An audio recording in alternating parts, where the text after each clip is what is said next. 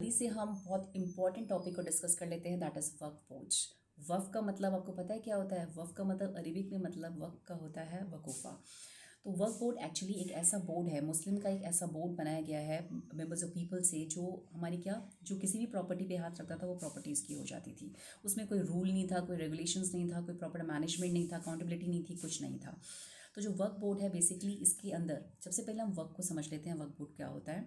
वक्फ board जो act है उसके लिए वक्फ बोर्ड के लिए वक्फ बोर्ड एक्ट आया था 1954 के अंदर। तो वक्फ बोर्ड एक्ट के अंदर क्या स्टेट वक्फ बोर्ड को बनाया गया था। अब ये स्टेट वक्फ बोर्ड के हर एक स्टेट के अंदर अपना स्टेट वक्फ बोर्ड होता है। ये स्टेट वक्फ बोर्ड क्या करता है, जो भी हमारे वर्क प्रॉपर्टीज़ होती हैं उनको मैनेज करता है। अब वर्क प्रॉपर्टी को मैनेज करने के लिए ये स्पेशल मैनेजर को अपॉइंट करते थे, दैट इज़ मुतावलीज़, उनका नाम होता था मुतावलीज़। अब ये क्या मुतावलीज़ क्या करते थे, जो भी हमारी वर्क प्रॉपर्टीज़ होती थी, चाहे वो मूवेबल प्रॉपर्टी थी चाहे हमारी इमूवेबल प्रॉपर्टीज़ थी। मूवेबल प्रॉपर्टीज़ के अंदर जैसे हमारे कैश एंड ज्वेलरीज वगैरह आ गया, और इमूवेबल प्रॉपर्टी के अंदर जैसे हमारा लैंड आ गया और हमारा हाउस आ गया। इनको क्या करता था, रेगुलेट करता था, उन प्रॉपर्टी की देख रेख करता था, कौन सा उनको रजिस्ट्रेशन, उनका रजिस्ट्रेशन करने का काम करता था।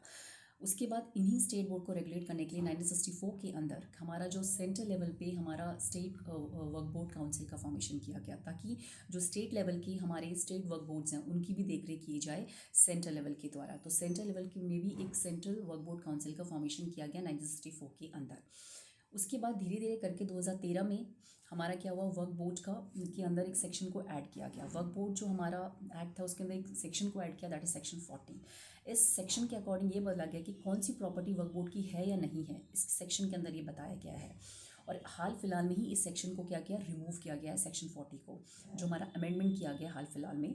तो उसके बाद 2024 के अंदर 8 अगस्त को किरण रिजिजू के द्वारा लोकसभा में जो हमारा वर्क बोर्ड है उसको पास किया, बिल है उसको पास किया गया था।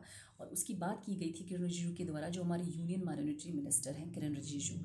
उसके बाद 3 अप्रैल में उसके बाद ये जो बिल है इसको इसको पास किया गया पार्लियामेंट के अंदर, under the chairmanship of Jagdambika Pal की चेयरमैनशिप के अंदर इसको इस पार्लियामेंट के अंदर इस बिल को पास किया गया। उसके बाद उसमें कुछ चेंजेस लाए गए।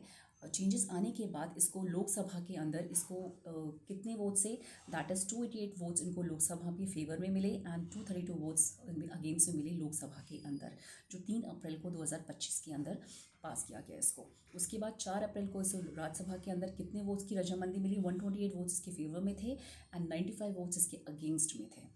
तो 95 votes against and 128 votes favour में थे राज्यसभा के अंदर। और जो लोकसभा में कितने लोगों ने इसको फेवर किया था, दस 288 वोट्स फेवर किया था इसको लोकसभा के अंदर एंड 232 वोट्स इसको किया था अगेंस्ट गए थे इसके लोकसभा के अंदर। उसके बाद इसको क्या, इसमें इस बिल को लॉ बना दिया गया। तो विद दी हेल्प ऑफ जो हमारी प्रेसिडेंट है द्रौपदी मुर्मू ने इसको क्या किया, इस बिल को क्या दिया, एक नए नाम कर दिया, इसको नया नाम दिया गया, दैट्स उम्मीद नाम। तो जो हमारा वर्क बोर्ड है उसको अब एक नया नाम दिया गया, दैट इज़ उम्मीद। तो उम्मीद इसका नया नाम है, it's very important for the all competitive exam. उम्मीद इसका नया नाम है वर्क बोर्ड का। उसके बाद इस बिल को लॉ बना दिया गया। और उसके साथ साथ ही इसमें कुछ अमेंडमेंट किए गए। कितने अमेंडमेंट किए गए, 14 अमेंडमेंट किए गए।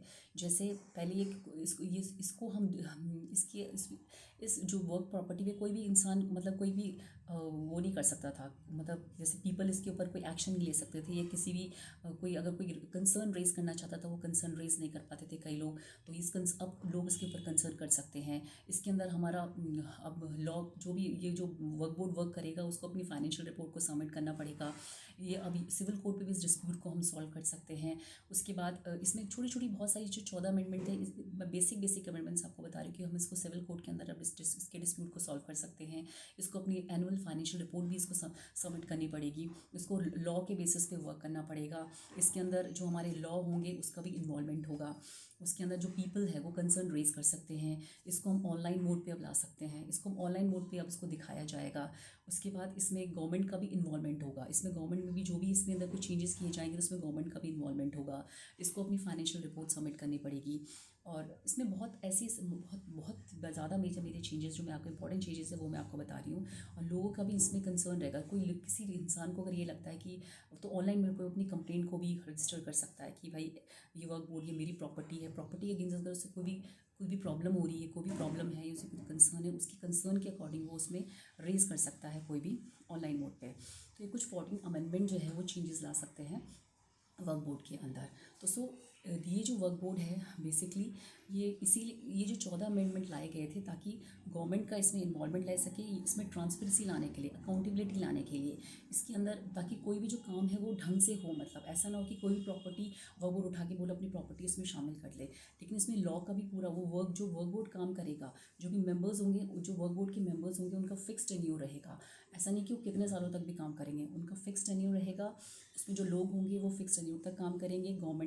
गवर्नमेंट का उसमें इन्वॉल्वमेंट होगा। ऑनलाइन मोड में वर्क बोर्ड का ट्रांसपेरेंसी रहेगी और पीपल अपना कंसर्न रेज कर सकते हैं, कंप्लेंट फाइल कर सकते हैं एंड इनको अपनी फाइनेंशियल रिपोर्ट को सबमिट करना पड़ेगा।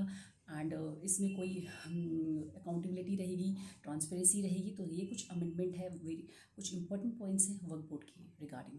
Thank you.